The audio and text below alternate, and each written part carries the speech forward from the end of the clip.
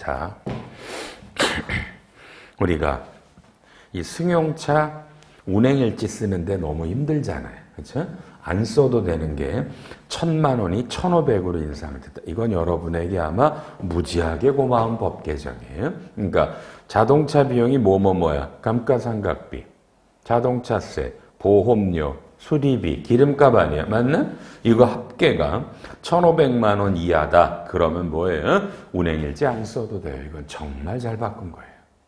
알았죠? 그러니까 웬만하면 안 써도 되는 거예요. 그러니까 임원들이 타는 정도의 차들만 이제 운행일지를 쓰라 이 뜻이에요. 이해했어요? 그 다음에 15번은 나중에 해요. 어려워요. 그냥 이거는 800만 원이다가 10년째 되면 몽땅 다 손금이다라고 그랬는데 이제 그런 거 없다 그러네요. 그렇죠. 그냥 없고 무조건 매년 800만 원씩 20년이 되더라도 그냥 하래요. 이건 아주 웃기는 거니까 매년 800만 원만 손금 인정이 됩니다. 10년째 몽땅 떤다라는 조항이 없어졌다. 16번 제가 어마어마할 정도로 감동한 개정세법입니다. 16번 읽으세요. 읽으세요.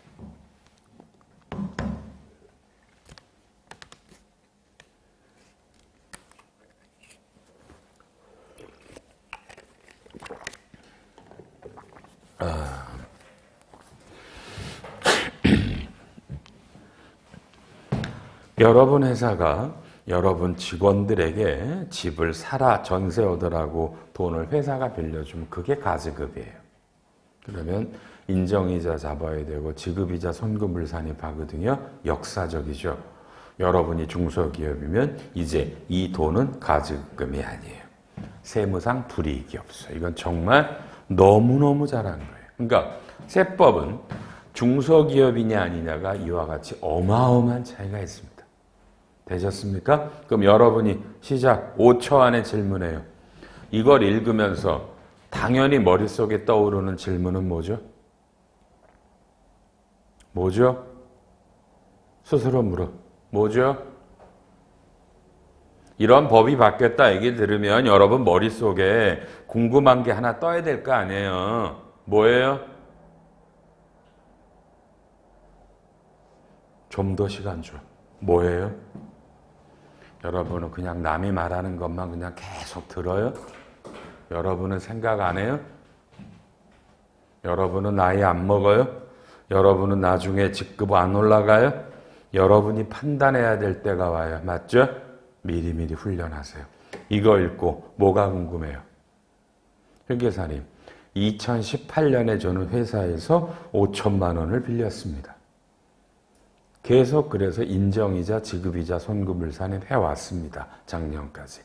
올해 법이 바뀌었습니다. 이건 올해는 합니까 안 합니까? 2018년에 회사에서 빌린 거. 대답, 해요 안 해요? 그럴 때 적용 시기를 보라고요. 뭐라고 써 있어요? 2020년 1월 1일 이후 최초 발생된 대여금이라고 써 있지 않죠. 그냥 올해부터 안 한다고 돼 있죠. 그러면 옛날에 나간 이 대여금들도 다 올해부터 모든 세무상 불이익을 안 한다 이 뜻이에요. 이해했어요? 여러분이 이런 걸 배우러 온 거다. 알았나요? 접대비 한도 바뀐 걸 배우러 왔어요. 여러분이 책 보면 되지. 맞죠? 이런 법의 해석을 하는 방법도 배우세요. 누구도 안 가르쳐주니까 여러분에게 17번 넘기세요. 18번도 넘기세요. 뭐 보조금들에 관한 법들이 좀 몇 개 바뀌었어요. 선금 인정되는 것들이 바뀌었고요. 19번, 20번, 21번 이런 거 필요 없고요. 22번.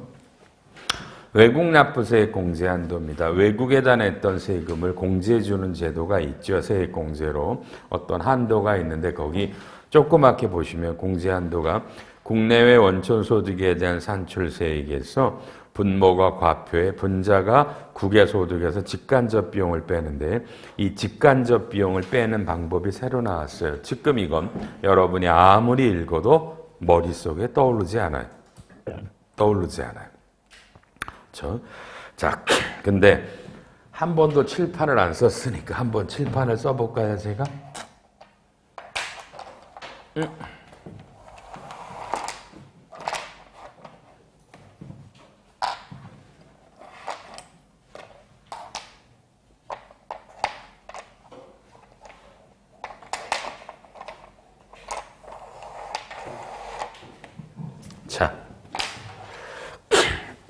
어렵지만 한번 감을 잡아요.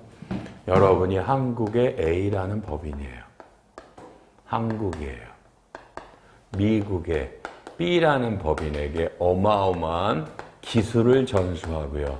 얘네들한테 로얄티를 받았어요. 자그마치 여러분 100억을 받았어요. 100억을 받았어요. 그러면 이게 사용료 소득이라는 거예요.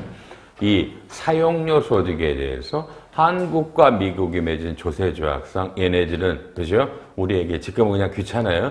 15%만 띈다고 볼게요. 15억을 띄었다고 그럴게요. 이게 왜냐면 미국은 주세가 달라서 연방세는 15%인데 주세가 달라서 어떤 주냐에 따라 여기에 몇 프로인데 그냥 15%라고 하세요. 그러면 여러분은 현금을 얼마를 받아요? 85억을 받고요. 대변에 수입 수수료로 100억을 잡고요. 요 15%를 법인세 비용으로 잡아요. 그러니까 외국에다 낸 세금이에요. 얘네들이 요 15억이 미국 애들이 띄고 줬으니까 회계를 법인세 비용으로 잡고 세무조정으로 요 놈을 손금 물산입을 하고요. 그 다음에 요 15억을 외국 납부 세액공제를 받는 거예요. 그런데 요 세액공제를 받는데 요 놈의 뭐다? 이 15억이 아니라 15억의 한도가 있어요. 한도가 이 전체 기업의 산출세액에다가 나오게 되는 과세 표준에다가죠. 분자가 국의 원천소득이에요. 그러면 여러분 세무조정원에서 답이 나오면 산출세액과 과표는 나올 거 아니에요. 맞나요? 그럼 여러분은 인간이야. 국의 원천소득은 당연히 100억이라고 생각을 해요. 그죠? 100억이라고 생각을 해요. 그런데 이 기술을 개발하기 위해서 이 회사는 뭐가 있어요? 수없이 많은 연구개발이 있었겠죠. 동의하죠? 간단하게 생각을 해요. 이 회사는 어마어마한 연구개발비가 들어갔고 만든 거를 한국에는 하나도 안 쓰고 전부 다 외국에다가 기술을 수출해서 이 돈을 받으면, 그죠? 근데 이 R&D 비용은 전부 다 국내 비용이니까 이 과표가 줄어들었겠죠. 근데 실제로 이건 전부 다 외국 것 때문에 줄어든 거죠. 그래서 외국에서 벌어진 소득에 여기에 해당하는 비용을 차감하라는 게 법이란 말이에요. 근데 이 비용은, 이 R&D를 얼마를 뺄까라는 그런 비율 공식이 이번에 법에 나왔어요. 감만 잡아요. 여러분 중에 상당수는 평생 안 해볼 거예요. 그러나 중요한 거예요. 알았죠? 여러분도 빨리요. 여러분도 삼성전자, 현대자동차, 삼성물산, 네이버 이런 데 갈 수 있죠? 그런 데서 다니시는 분도 이 수업을 들어야 되고. 맞나요? 그런 분들은 해야 되는 일이라고요. 판단은 여러분이 하는 거예요. 나는 조그만 데 다녀. 이런 거 할 필요 없어. 그럼 보지 마시고요. 나는 큰 데 다닐 거야, 앞으로도. 지금도 큰 데 다녀. 그러면 이런 거 보시는 거고. 알았나요? 제가 강요하지 않아요. 여러분 판단으로 가요. 23번에 가서 합병 분할할 때 2월 결손금의 한도를 명확한다. 여러분 책을 볼 때 법의 개정에서 여러분 명확하라는 말이 나오면 이건 개정세법이 아니라는 거예요. 옛날에도 그랬는데 좀 더 분명하게 했다 그 뜻이다. 알았죠? 보지 말아요. 중요하지 않고요. 24번도 보지 마세요. 이건 안 보시는 게 좋겠다. 이것도 되게 어렵죠? 25번도 그렇고요. 26, 27 넘어가겠습니다. 너무 다 못하니까 28번도 여러분하고는 상관이 없고요. 기부금 영수증 잘못 끊어주면 가산세가 5%고요. 29번도 명확히라는 거기 때문에 개정된 내용이 아니라 분명하게 한 거고요. 그다음에 32번은요. 그냥 조금 어려워요. 국내 미등록 특허 사용대가 국내 원천 소득이다. 이런 것들이 과세권을 확보했다. 그냥 이것도 칠판 잠깐만 볼게요. 그냥 이럴 때 한 번만 들어요. 법이 거꾸로 봐야 케이스가 미국 애들이 우리한테 기술을 전수하고 우리가 얘네들한테 로얄티를 줘요. 로얄티를 줘요. 그죠? 그러면 좀 전에 말한 대로 우리가 이렇게 되면 우리는 16.5%를 원천징수, 특별징수하고 띄고 주는 거예요. 그런데 미국 애들의 주장이 뭐냐면, 그죠? 얘네들이 특허가 난 건데, 봐요. 이 특허가 미국에서 있고 한국에는 특허가 돼 있지 않아요. 그러면 한국에 등록되지 않은 특허권의 기술을 제공받아 주면 미국 애들이 주장이 한미조세조약상 원천 징수를 하지 말라는 거예요. 우리는 당연히 하거든요. 그러니까 소송에 붙었어요. 미국 애들은 다 내놓으라는 얘기죠. 16.5%를요. 그죠? 근데 이게 대법원 가서 연방 깨졌어요. 그래서 법이 우리나라 법이 그래서 한국에 특허가 등록되지 않은 거를 기준으로 주는 거는 한국이 과세권이 없다라는 게 우리나라 대법원의 판결이에요. 그럼 뭐야? 뛸 수 없다는 거죠. 그때 그러면 어떻게 돼? 국세청이. 그러면 우리나라 세법을 바꾸는 거야. 지금 32번처럼. 그럼 법에다 어떻게 했겠어요? 우리나라 등록되지 않은 특허권도 우리나라에서 그 특허를 이용해서 돈 주면 우리나라 원천 소득이니까 원천 징수한다 이렇게 법을 바꾼 거예요. 이해했어요? 내용을 잡지 말고 이 흐름을 잡으란 말이야. 그러니까 계속해서 국세청이 지면 대법원에 가서 그럼 마지막 길은 뭐야? 증거할 수 없잖아. 소송하면 지니까 법을 바꾸는 거야. 기재부랑 얘기를 해서. 그래서 법이 바뀐 거다. 이렇게 이해하면 쉽죠? 이런 것들이 많아요. 이런 것들이요. 너무 어렵죠. 그런데 너무 33번 안 봐도 되고. 자, 여기까지가 법인세법이 바뀐 내용이에요. 자, 10초 안에 정리. 의미가 좀 여러분 마음속에 좀 와닿는 세법 개정은 뭐가 있었어요? 법인세법 쪽에서.